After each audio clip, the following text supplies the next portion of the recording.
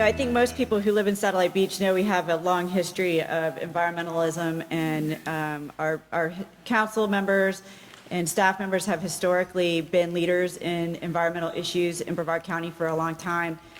So it was no surprise to me when the council wanted me to look at serving for the Citizen Oversight Committee. I probably would have pushed back a little bit if I knew how much work it was going to be. The amount of this is my book. This is one agenda. And I brought this because, when we approve the projects, we have to go through every single one of them. And at this year, we actually had a challenge of having too many projects and having to scale back some of the requests. So that's a challenge. And I think, I would like to just kind of go through some of the projects we're doing as a city, and then what some of the municipalities are doing, and kind of give you an idea of some of the challenges that we discuss on the dais when we're talking about, at the Citizen Oversight Committee meetings. And just to give you a background too, I'm really tired. I was with Dr. DeFries in Tallahassee, and we got in last night at 11, and then I was in Daytona Beach today for a meeting. So we were up there basically advocating for the water bill of Senator Mayfield's, and the sewer bill of Representative Fine's. So we do have a great legislative delegation right now working for us for the lagoon, and I just wanted to put that out there. They've been fantastic to work with, and we're really lucky this year. I think we're going to get a lot done. Here are the primary projects most cities are working on right now in lagoon restoration, and our city has done something of all of this in the past. Probably about we've been doing stormwater for I can't tell you how many years. We actually were the first city in Brevard County to put in baffle boxes. I learned that from the mayor. But we have a lot of stormwater projects going on right now. With septic to sewer, we have no private septic tanks left in the city of Satellite Beach. We took the last ones out, I think it was in 2015. Those were on Shell Street, so we removed those with that project that we did there. And we have 2 left on public baseball fields that are slated to come out in, I believe, next year. And those are real small projects. And that's one thing I wanted to make sure people understood. There's a lot of projects that cities and the county are doing that are completely outside of the tax. So we have projects that we have funded separately with different grant sources, different funding sources, our own funding sources that are not paid for by the lagoon tax. So when you look at the lagoon projects on the Save Our Lagoon website, that's literally just a portion of what's going on countywide between all the cities in the county in all of the projects that we're completing. We also are doing, we're going to talk about muck dredging.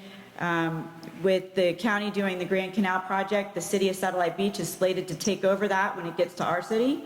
And then after that, Indian Harbor Beach is going to be taking over that portion that's in their city. So that project's going to go consecutively all down the Grand Canal. Shoreline restoration, I'm going to give you an example of that. And then public education is a big issue. I think it's unfortunate how underfunded it is. And we could say that about everything. When we talk about even, we're talking about crosswalks right now. We talk about, public education. That's probably the last thing people really start talking about. But really, when you talk to engineers and things like that, behavioral issues are the number one thing that we should be targeting. When we're looking at fertilizer, discharges into the lagoon, those are all behavioral issues to begin with. And that's something that we've been struggling to fund, both not in the city, but also on the COC.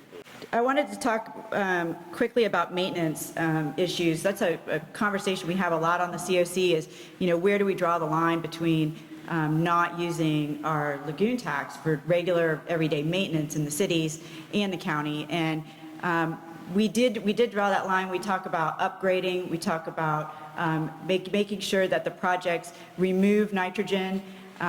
Maintenance does not do that. Maintenance does, but maintenance is very important. And so it's very important that we make sure the cities and the county stay on top of our maintenance. And this is an example of a stormwater pipe in the city of Satellite Beach we just pulled out of the ground. This was at, I believe, DeSoto, along DeSoto. And these were installed in the 70s. You know, most of the city was developed in the 50s, and we created our stormwater utilities around the 70s. We started installing stormwater pipes in the 70s. And this is where, you know, this is around the time when it's pretty bad. We got to start replacing them. And so that's why you're going to start seeing that request and those discussions along municipal and municipal councils to talk about how they're going to pay for this, and you know, how are we going to connect those replacement projects with upsizing the pipes and putting in water quality aspects to those projects and so on. The reason why maintenance for stormwater too is so important is because you can create the most beautiful pond in the world and have all of this stuff on the bottom of it, but if you don't have the pipes taking that water down and they're just going into the ground, you're not treating anything. So we have to make sure that we take care of these things. This is one of our latest stormwater projects, and I think most of you have seen that if you live in the city. This is the DeSoto Pond. And one of the other challenges on the COC that we have to, is communicating to the public how long these projects take.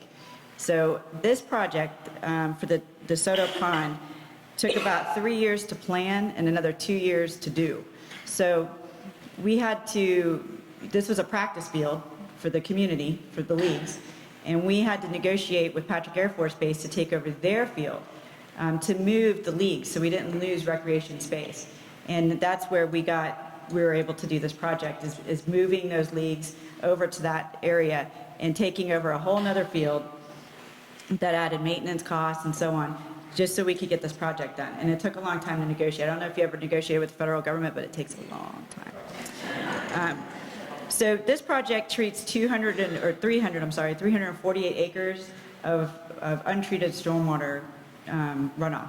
And I think that's another important aspect. You know, when you see, you're not going to see a lot of stormwater projects coming out of Vieira because it was built with stormwater. They were built, those projects were done after these stormwater laws came into effect. Most of our city was not. So we have to come in and do it after the fact. And that's always a challenge. There's a challenge in space, land, you know, and that costs money. So this project, it was a creative way to get land to do a very large stormwater project, which is almost unheard of on the beach side, to be able to do a pond this size anymore. And this project has a lining underneath of bioactivated media, right? I said it right. I'm a finance person, I'm not a scientist. So, but that media, you know, withdraw or eats nutrients basically out of the water before it gets into the groundwater or discharged into the canals there. And that was another challenge, is we have a manatee population that likes that canal there.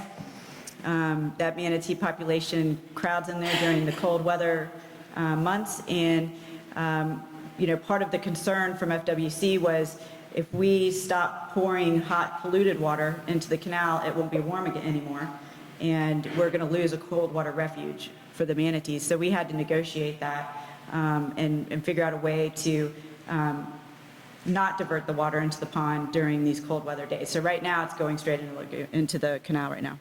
And again, Grand Canal muck dredging, this is very important. Virginia was talking about the anecdotal you know, comments from residents, and I can't tell you how many people come up to me that live and fish around the O'Galley area that was just recently dredged, and how much they've seen come back.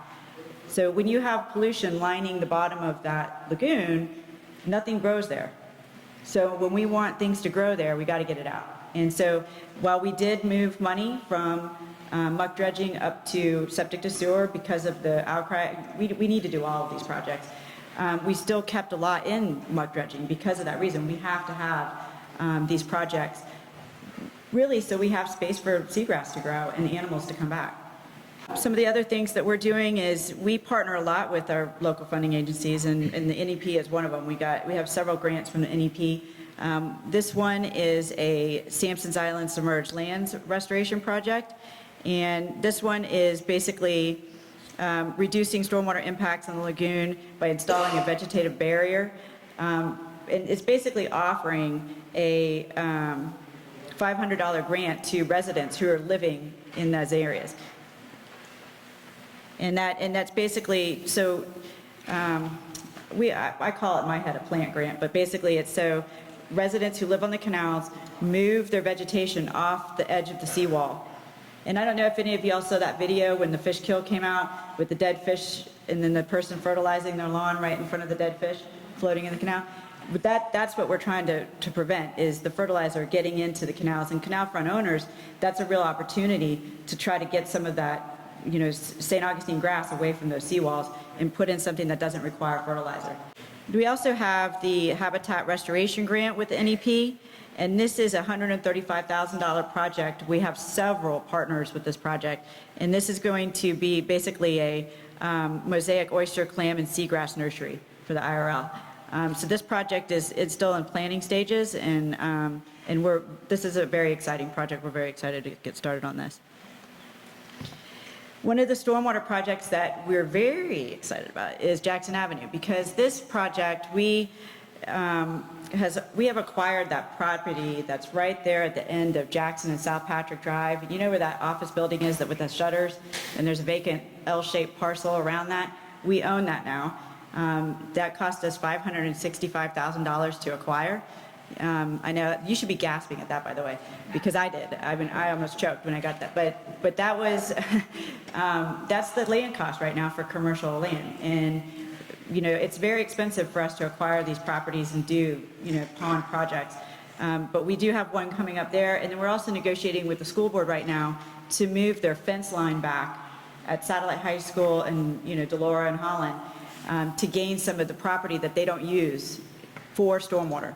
And so you can see where those two ponds are going to go, and then we're going to be doing treatment trains, what we call like swales and islands that have that are depressed and have plants that eat nutrients in them, capture stormwater. All of those are going to go along the side, and then we're looking at a streetscape project which would widen sidewalks, make it more pedestrian friendly, put in some trees so we don't die walking down the road in the heat, those types of things. So that project is currently being planned right now. We haven't done any design yet. We're still acquiring right away from the school board, and that's going to probably go to their school board in February. We also have the Glenwood Trunk Line project, and I don't know, this area is where basically like the backyards of Teakwood,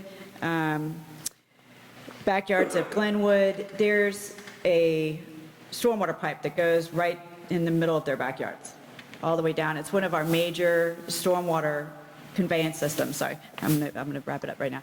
And that project, we're gonna be moving that pipe to the street, abandoning that pipe, and that pipe will be an exfiltration pipe with with band materials and all kinds of stuff to get nutrients out. And then we'll be putting a big baffle box in at the end of that outfall to make sure that's treated. So I just basically wanted to close with, we have a lot of opportunities in our city. These are just a portion of the projects, honestly, that we are looking at right now for not only stormwater, but shoreline restoration. We have a lot of public education campaigns that we're going to roll out. We've done a sewer lateral line repair grant that's also offered through the Lagoon tax, and that was piloted in Satellite Beach. So it's hard to get all of it done in 10 minutes, but we are very, very forward-thinking, I think our council is, in trying to get all these projects moving. We're very well ahead of our requirements for stormwater nutrient removal, and we're real proud of that. We have a lot going on, and if you're interested in it, our sustainability board is a great avenue to get involved, and also go to the meetings. They're going to be looking at a lot of these projects as they come forward. So that's all I got.